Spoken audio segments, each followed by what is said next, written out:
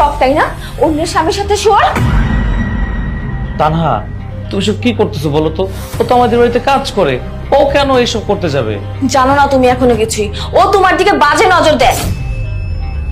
Madam, আপনি যেমনটা ভাবতেছেন এমন কিছুই না। চুপ, আর একটাও কথা বলবি না তুই, তেমন কিছুই না তাই না?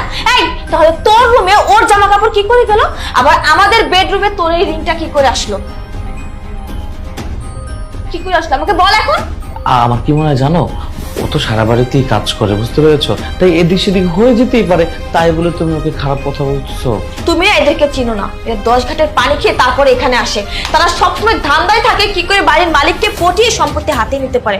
আমার তো মনে হচ্ছে ওর বাবা মায়ের শিক্ষা ওকে দিয়েছে, আর না জানি ওর মা বাবা কি করেছে, ওর মা কতজনকে ভাবে পটিয়েছে, এখন মেয়েকে পাঠিয়েছে এভাবে পটিয়ে নিতে। বাস ম্যাডাম, অনেকক্ষণ ধরে অনেক কথা